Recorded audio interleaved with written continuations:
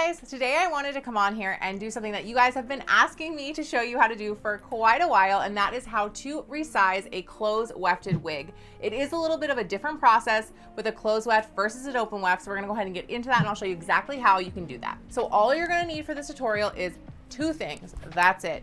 You're gonna want some thread. I prefer using clear thread just because it's easier to have one spool of clear thread up here than to have a ton of different colors. Otherwise, you can just get a thread that's gonna match the cap of your wig. And then you're also going to want a needle. So when it comes to needles and fixing and working on wigs, I always recommend getting these curved needles. You can get them in the craft section of pretty much any store, but if you have regular needles at home, that will work as well. You can actually take it and kind of just put a little bend in it, but it's much easier when you have this curve to really work with the wig head. All right, so I've got this wig on my head. You wanna put it on exactly how you would wear it, and then I'm gonna turn sideways so you guys can see exactly what you wanna do. You're gonna wanna go ahead and just take your hand and you're gonna grab right here on the top of your head. This is gonna help you kind of see where you need to kind of resize it. So I always tend to have some issues at the top part because I don't have any hair up there. And usually they leave you a little bit of room to kind of shove your hair up there, but I don't have any. So I'm gonna go ahead and just make sure I grab. And when you grab, you're gonna go ahead and pinch it and then pull it off your head. And then that right here, we're still pinching, you wanna not let go, and you're gonna see exactly how many wefts we're gonna wanna go ahead and attach like this. So now I'm gonna go ahead and be able to see, I'm gonna put my hand right here and right here just so I know, and then I'm gonna open my hand up and I can see all of those wefts in there are what I'm gonna be working on to kind of hide and cinch that. I always just subtract 3 from that number. So if you get 16, take 3 from that, 8, take 3 from that, whatever the number is, that's my recommendation, just because you can always go in and make it smaller, but it's gonna be a lot harder for you to make it bigger once you've already made it smaller. All right, so now this is where the sewing comes in. There will be no cutting involved in this, so don't worry, you do not have to take scissors to your wig for this. But we're gonna go ahead and be sewing this together. Essentially what you're gonna wanna do is, because I know I need to cinch together at least 5 of these, I'm gonna be taking my wig and I'm gonna go ahead, and I like to do where you have like 1, 2, 3, and I'm gonna connect this top one and this one together like this. And I'm going to go ahead and be sewing this together. So you are gonna have some cinching in the inside of your wig cap, but no one's gonna see that but you. And it shouldn't feel weird or anything like that because we're not taking a ton.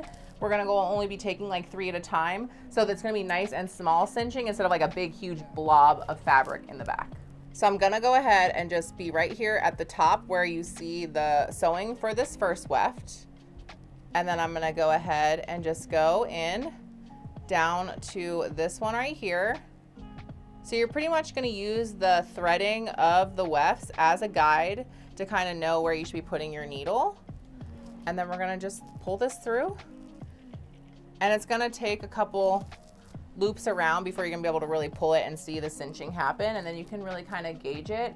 A lot of times I will recommend too, after you get like one of these done, take it off, put it on your head, make sure it feels okay. See if you need to do more, maybe you don't. But I definitely recommend pulling it off, trying it on as you're going, just because, again, human error, hands, whatever, it's just gonna be better for you to try it as you go. So as you can see, I have just my 1 loop here, and if I hold this, this is gonna be a good gauge for you. I'm holding this end string here. I know you guys can't see the string because it's clear, but when I pull it, you're gonna see it's gonna cinch it, and that's exactly what you want it to do. So if you see it and it looks like this, you're doing it right. So we're just gonna keep going all the way across here. I'm really just working kind of right here to here. You can go all the way, it really depends on the sizing, but I don't want it to pull too much from my face and lift too far because this is a free part wig and sometimes they do tend to lift on me. So I'm really just gonna be concentrating in the center part of the wig just so it doesn't pull up and away from my face because I've pulled too much and I've got like a facelift happening with my wig.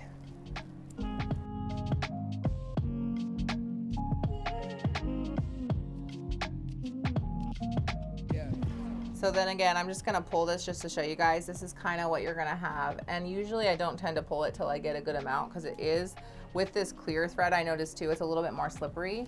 So I'm just gonna kind of work and get this all where I want. And then when I'm done, I'll kind of get it pulled and tight, and then I'll know exactly, you know, how it looks.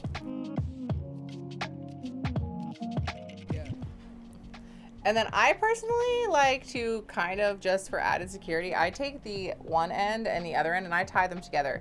This is up to you. You can tie this off however you want. I just want to make sure it doesn't come loose on me or anything like that. So I'm just going to be tying the two strings together.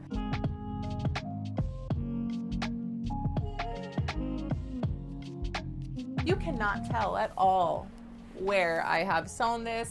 I know that that's a concern. You want to make sure you don't see it, but you can definitely not see any of the cinching over here. I do recommend just taking, if you want, a rat tail comb, the end of it, and just kind of right here, just running it through along the weft, because there sometimes can be a couple hairs that maybe get looped in there, but for the most part, I haven't done anything to this except for pull it off, and there's no way you'd be able to tell. I'm gonna throw it on my head and show you guys the back as well, just so you guys can see. On my head, you won't see it either. All right, so as you can see, you cannot see it in the back at all, and I don't have anything on underneath my wig, and I don't feel it. It doesn't feel like it's poking me, scratching me, itching me, any of that. So it's definitely undetectable, super easy way to resize your wig, and it definitely feels like I have way less room here, and I still have to go through and do one more bunching, but that's just with one, and so it makes a huge difference. Let me know in the comments below if you guys have tried this method or if you have another method to resizing your wigs. I would love to hear it, and make sure you guys check out my video right here on how to resize a open wefted wig. Thank you guys so much for watching, and I will see you on the next one.